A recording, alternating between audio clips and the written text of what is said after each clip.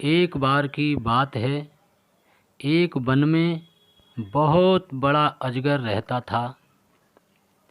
वह बहुत अभिमानी और अत्यंत क्रूर था।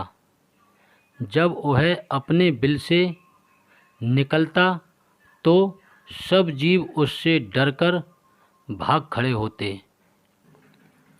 उसका मुँह इतना विकराल था कि खरगोश तक को निगल जाता था। एक बार अजगर शिकार की तलाश में घूम रहा था। सारे जीव तो उसे बिल से निकलते देखकर ही भाग चुके थे। उसे कुछ न मिला तो वह क्रोधित होकर फुंकारने लगा और इधर उधर खाक छानने लगा। वहीं निकट में एक हिरणी अपने नवजात शिशु को पत्तियों से ढेर के नीचे छिपाकर स्वयं भोजन की तलाश में दूर निकल गई थी। अजगर की फुंकार से सूखी पत्तियां उड़ने लगीं और हिरणी का बच्चा नजर आने लगा। अजगर की नज़र उस पर पड़ी। हिरणी का बच्चा उस भयानक जीव को देखकर इतना डर गया कि उसके मुंह से चीख तक न निकल पाई। अजगर देखते ही देखते नवजात हिरण के बच्चे को निगल लिया। तब तक हिरणी भी लौट आई थी, पर वह क्या करती। आँखों में आंसू भर जड़ होकर दूर से अपने बच्चे को काल का ग्रास बनते देखती रही।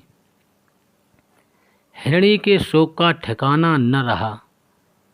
उसने किसी न किसी तरह अजगर से बदला लेने की ठान ली। हिरणी की एक नेवले से दोस्ती थी। शोक में डूबी हिरणी अपने मित्र नेवले के पास गई और रो रोकर उसे अपनी दुख भरी कथा सुनाई। नेवले को भी बहुत दुख हुआ। वह दुख भरे स्वर में बोला, मित्र, मेरे बस में होता तो मैं उस नीच अजगर के 100 टुकड़े कर डालता, पर क्या करें, वह छोटा मोटा सांप नहीं है जिसे मैं मार सकूं। वह तो एक अजगर है, अपनी पूंछ की फटकार से ही मुझे अधमरा कर देगा।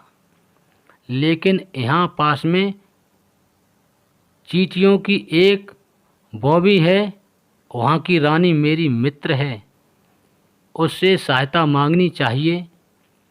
हिरणी ने निराश स्वर में विलाप किया, पर जब तुम्हारे जितना बड़ा जीव उस अजगर का कुछ बिगाड़ने में समर्थ नहीं है, तो वह छोटी सी चींटी क्या कर लेगी। नेवले ने कहा, ऐसा मत सोचो, उसके पास चींटियों की बहुत बड़ी सेना है, संगठन में बड़ी शक्ति होती है। हिरणी को कुछ आशा की किरण नजर आई। नेवला हिरणी को लेकर चींटी रानी के पास गया और उसे सारी कहानी सुनाई। चींटी रानी ने सोच विचार कर कहा, हम तुम्हारी सहायता करेंगे। हमारी बॉबी के पास नुकीले पत्थरों से भरा एक संकरा रास्ता है। तुम किसी तरह उस अजगर को उस रास्ते से आने पर मजबूर करो, बाकी काम मेरी सेना पर छोड़ दो।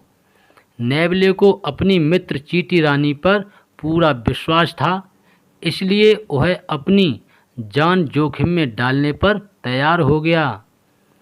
दूसरे दिन नेवला जाकर सांप के बिल के पास अपनी बोली बोलने लगा।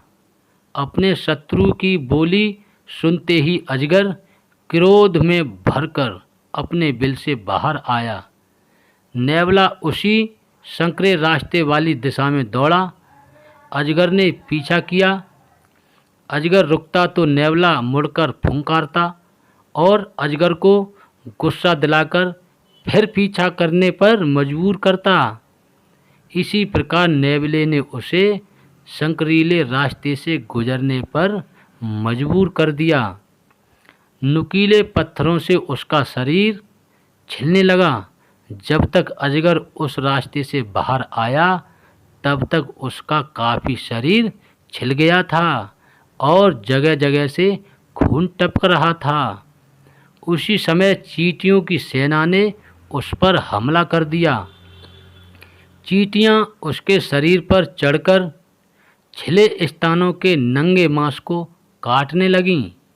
अजगर तड़प उठा, अपना शरीर पटकने लगा जिससे और मांस छिलने लगा और चींटियों को आक्रमण के लिए नए नए स्थान मिलने लगे। अजगर चींटियों का क्या बिगाड़ता, वे हजारों की गिनती में उस पर टूट पड़ी थी। कुछ ही देर में क्रूर अजगर ने तड़प तड़प कर दम तोड़ दिया। दोस्तों, इस कहानी से हमें यह सीख मिलती है कि संगठन की शक्ति बड़े बड़ों को धूल चटा देती है। तो दोस्तों, आपको कहानी कैसी लगी कमेंट के माध्यम से अवश्य बताएं और लाइक शेयर करें, लेकिन चैनल को सब्सक्राइब करना ना भूलें। धन्यवाद।